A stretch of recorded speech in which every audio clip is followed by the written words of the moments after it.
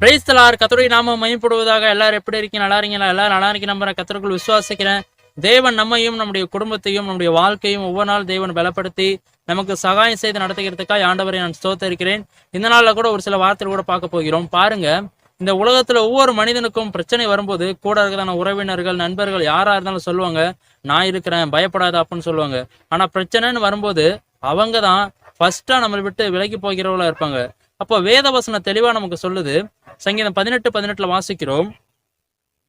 என் ஆபத்து நாளில் எனக்கு எதிரிட்டு வந்தார்கள், கர்த்தரோ எனக்கு ஆதரவா இருந்தார். ஆமீன். ஒரு அழகான வசனம். மனித ஆதரவு எப்பவுமே மாயை தான். ஆனா தேவ ஆதரவு நம்மளோட இருந்துச்சுன்னா அது மெய்யா இருந்து நம்மை பாதுகாத்து நம்மை அடைக்கலம் கொடுத்து நமக்கு ஆதரவா இருக்கும். தாவீதுக்கு எத்தனையோ ஆபத்தான நேரங்கள் வந்திருக்கு, ஆபத்தான நாட்கள் வந்திருக்கு, ஆபத்தான இரவு கூட வந்திருக்கு. ஆனா அந்த நேரங்கள்லாம் தாவீது தேவனை சார்ந்து கொண்டு வாழ்ந்தார். தேவனை தன்னுடைய ஆதரவாக கொண்டிருந்தார். தேவன் தன்னுடைய அடைக்கலமா கொண்டிருந்தார். அதனாலதான் தாவீது தப்பிக்க விட்டாரு. அப்ப கர்த்தர் தான் நமக்கு ஆதரவு இந்த பூமியில. மனிதர் ஆதரவு நமக்கு என்னைக்கும் மாயையா போயிரும்.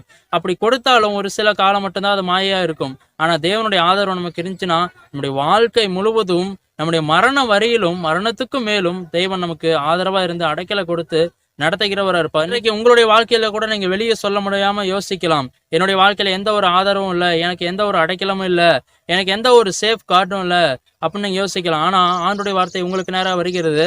கர்த்தரோ எனக்கு ஆதரவு இருந்தார்னு சொல்லி இந்த வார்த்தையின் பிரகாரம் தேவன் உங்களுக்கு ஆதரவா இருக்கிறார். அந்த ஆதரவாகிய இயேசு கிறிஸ்துவை உங்க வாழ்க்கையில தரிப்பித்துக் கொள்ளுங்க. உங்க வாழ்க்கையில எந்த ஒரு பிரச்சனைகளுக்கும் போராட்டங்களும் பயப்படாதீங்க. தேவன் உங்கள் மத்தியில் இருக்கும்போது அந்த பிரச்சனையை ஃபேஸ் பண்ண தேவன் எளிதாக்குவார். உங்க ஆபத்து நாள்ல தேவன் உங்களோட இருந்து உங்க வாழ்க்கையில வருகிற எல்லா பிரச்சனைகளுக்கும் உங்களுக்கு ஆதரவா இருப்பார். அந்த பிரச்சனைகளும் தேவன் ஃபேஸ் பண்ணுவார். Thank you to all. God bless you.